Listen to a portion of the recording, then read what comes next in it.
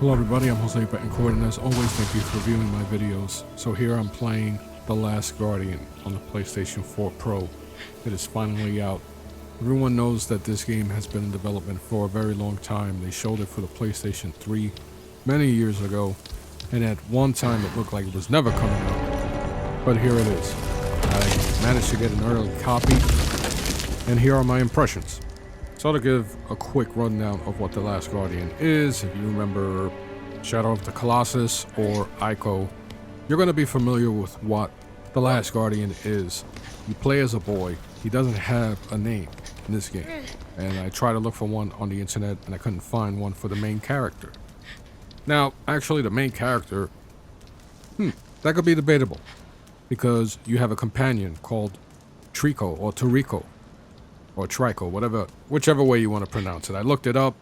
Some say it means baby bird or prisoner. And the reason why prisoner comes into mind because you do find yourself locked up. And if you've seen the trailers, you are fully aware that Toriko was in chains and the boy helps him out. So those are the two biggest characters. I believe, in my opinion, they share the main stage because one cannot be played without the other, number one. You're going to find yourself needing both characters to interact in order to solve some puzzles, kill some enemies, and of course, escape some of these levels. There's a lot of puzzle elements and a lot of interactivity between the two characters. But I want to start off with the negatives. I want to get that out of the way. Because when I first played The Last Guardian, I played it for about 5 hours straight, consecutively. And during those first 5 hours, I found myself getting frustrated around the last hour or so. So I'd say about 4 hours in, there were some frustrations, mainly with the controls and the camera angle. Now, from a control standpoint, I was playing this game like I was playing Uncharted 4. I was trying to make all these jumps consecutively and make these huge jumps with the boy that you're playing with. You really need to be somewhat patient for some of the bigger jumps because you're walking on ledges, you're climbing up mountains, you're tight roping across, what seems like miles and miles of rope, which I'm over exaggerating, of course, but at times you can easily fall if you miscalculate a jump or just simply miscalculate the direction you want the boy to walk. And it happened to me a few times. I had to get Uncharted out of my head. And it didn't help that I also recently finished Tomb Raider or Rise of the Tomb Raider on the PlayStation 4 Pro. So you can imagine having that type of action game instilled in my head when trying to play The Last Guardian in a similar fashion. I had to learn not to play that way. And then the camera, at times, same thing with Shadow of the Colossus and Ico, at times when you have these giant creatures in a small environment or in a tight corridor, I needed to I had to learn the hard way that the camera would start bugging out. So, perfect example, Toriko and I are walking inside of a castle. We're coming out of a giant opening into a grassy knoll, and I was positioned underneath Toriko, and I got lost. So all you see is like feathers and everything very close up to your screen, and I got lost and I had to figure out a way to maneuver my way around Toriko so that I can see where the hell I'm at. So that's to be expected. Quite frankly, it was really annoying on hour 4, like I had explained a little earlier. And I began to get a little frustrated. Now, it didn't help that I was playing till 3 in the morning, 3 a.m. So the crankiness and maybe me being tired had something to do with me being impatient when trying to make these more, I can't call them elaborate jumps, but these bigger jumps, more complex jumps, and trying to solve certain puzzles. And then, of course, being irritated when I'm, when the camera angle became wonky. And that happened quite a few times.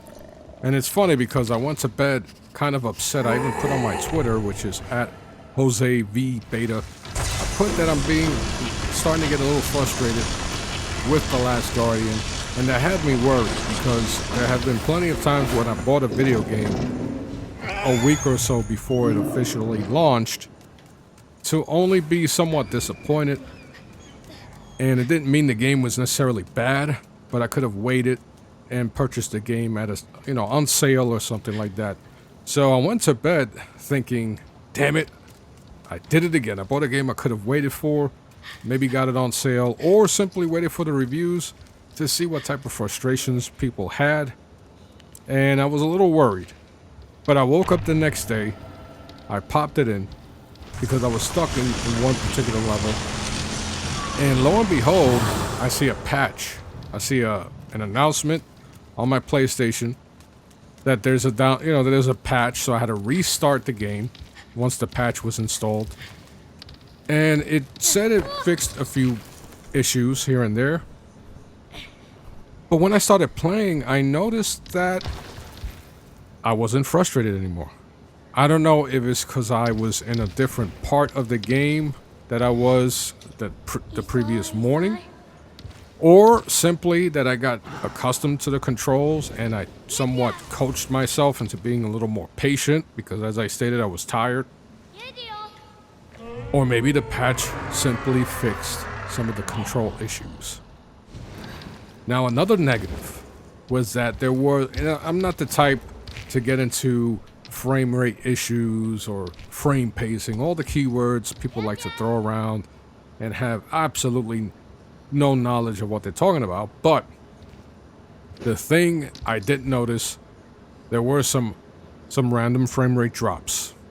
Either they were stutters or drops. So there were some moments, mainly during cutscenes, I noticed that you would see some irregularities with the frame rates, excuse me.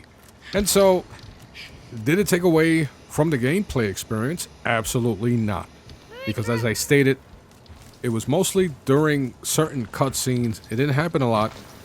And if it did, I really wasn't paying attention. Now, some might say that the visuals are negative. Now, to a point, there are times where the textures or overall, it looks like a PlayStation 3 port. Then there are other times where the lighting looks so amazing that Toriko looks real. So it's a mixed bag. Overall, it's a good looking game. Is it a next generation powerhouse that you need to, when you're going to show off your brand new console and you need to put in The Last Guardian to do so? No, it's not one of those titles. There are times, as I stated, with the lighting, with the way they designed Toriko, that he almost looks real, and it's kind of spooky at times. And overall, it's, you're seeing the enormity of some of these buildings you have to climb, and you see them from a far distance, and there's nice coloring and everything of that sort. So it's not truly a negative, the visuals that is, but at times there will be some textures that don't look up to par with the rest of the title. And some people, I'm sure, are going to make a huge stink about that. And of course, as I stated with the frame rates, some people might even say that it's a deal breaker. But I'm telling you, as someone who cannot stand broken games, that will not play a game if it's broken, I'll just let it sit there for months and months. And if it's never fixed, then I never go back to it. The Last Guardian, that is far from broken. So yes, the biggest negatives are the frame rate issues that you will see on occasion, the controls and camera angle. The controls, I'm telling you now, there are some, you need to get used to it. That's all I can say. There is a period of time, and of course you start off with a training in the very beginning, that a slight training portion of the game where you're learning the controls. But after I was done and I'm looking at the trophies, I didn't realize I could do certain things. I didn't realize there were certain ways I can eliminate enemies, or that there was even outfits for the boy that you control. I mean, it was weird. I was like, wait a minute, huh? What? I can do that? I didn't even know. So there's trial and error. I'm sure when the game is officially out, you'll see that tutorials and things of that sort, letting you know how to do certain things. Me, I had to go into it blind, and maybe that was part of the enjoyment, is that I knew absolutely nothing in regards to gameplay and certain things I could do. So I was genuinely surprised at that. It's not the fault of the game itself. It was just that I bought it early. But control-wise, there is a small learning period. If you're used to Uncharted titles, the Tomb Raider, if you're accustomed to playing those titles, don't try to make these jumps the way you would with these other games. Don't try to, when you're controlling your character, don't try to jump like Nathan Drake, or even Joel from The Last of Us. This is not that type of title. Even though there's exploring, climbing, and puzzle solving, you got to be a little more patient. Which goes into some of the positives. I enjoy the fact that, and still, this little kid that you're controlling can still make some amazing jumps and climb high distances, but nothing like Nathan Drake, where you can do these incredible jumps and hang on with one hand. But let's go into the positives, because the positives, straight off the bat, is Toriko, or Trico, whatever. Some people are going to pronounce them differently. The way they made the character, the main character, or the kid you control, the way they made that relationship work was very, very impressive. Unlike anything I've seen. Off the top of my head, I can't think of another game where you build a relationship with a creature, and by the end of the game, you're so worried about this creature, and then the creature's worried about you, and you feel that emotion, you feel that camaraderie, that friendship that is built, that trust, and it's amazing. I was really impressed, and it was the biggest reason why I could not stop playing it for 2 days. It lasted me probably about 15 hours or so. That was me playing non-stop, not looking for any type of collectibles. I didn't know that I can do some, look for stuff. Just throwing a hint out there. So some people might even say that's, a deal breaker. But Shadow of the Colossus, Ico, those weren't necessarily long-winded games. Quite frankly, I'm kind of glad that The Last Guardian was about, 15, maybe a little more hours. There is a trophy that says that you will get if you complete it in 30 or less hours. Another trophy, 15 or less hours, which is the one I got. And then one if you finish it in 5 or less hours, which is pretty interesting. So that in itself tells you that there's some discovery to be had. So I have to go back to it. But back to the main character and Toriko. Which in my opinion, they both are the main characters, because you need Toriko to solve certain puzzles. Toriko will need your assistance to solve certain puzzles. The thing about Toriko is that you have to eventually control him, not physically with the controller, but through commands. And he's going to act like a pet. Like a pet that at times will defy you, or just don't, or will get distracted by something else. Or at times will do exactly what you command. Now, the game will let you know how to do these commands. I'm not going to say it for you, but let me tell you, once again, because I bought this game early and I didn't have anything to guide me through all these different gameplay elements and commands, I had to figure out what was what. I had to figure out when to use which command. So that was pretty interesting. But it wasn't frustrating at all. There were times where Toriko was a little stubborn. And, I was like, you darn animal. You dumb animal. Do what I'm telling you. But yeah, the relationship, the story, it's very interesting story as well. And I'm telling you, I mean, it's really hard to describe the relationship between both characters. And one thing I liked, there was a puzzle, a few puzzles actually. Well, more than a few. There were quite a few times where I was trying to solve a puzzle, and then I realized, wait a minute, maybe I'm supposed to do this command, and you know, and certain things worked out, and I'm like, wow, this was really freaking. That was like a really cool moment to discover that, and have absolutely no idea prior to, and it was fulfilling. Now, the ending, the ending. I'm not gonna say the ending, of course, but the ending was very satisfying. It was a great way to cut things off, and a very gratifying experience. I mean, it's kind of tough because I this game doesn't come out till Tuesday, and I don't want to spoil anything. You're seeing some gameplay, and hopefully, I'm gonna do the best I can to cut out anything that is story related. Uh, but I'm telling you, this game snuck up on me. I was anticipating it for quite some time. I mean, 2007 is a long time to see a title. And that, if you're familiar with The Last Guardian, you're fully aware how it seemed like it was never coming out, or it was going to be the next Duke Nukem or Half-Life 3. And it really snuck up on me how much I enjoyed The Last Guardian. And I'm going to tell you what, after I was done, after I completed it, I sat down and I was like, wow, I had to contemplate everything I had just experienced, and I had a smirk in my face at 4 in the morning, just sitting there. And I was truly, truly happy. I was very satisfied. I mean, I just can't. I'm not the type of person to say, "Oh, I love this game," blah blah. That's the type of word you use for your family and stuff like that.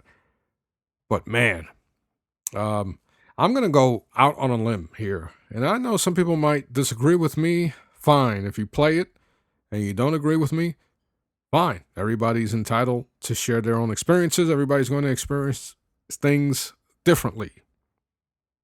But The Last Guardian is my game of the year. That is how surprised and so good. And I absolutely thought that maybe Uncharted 4 was going to be my game of the year. Wow. The Last Guardian. It's that freaking good.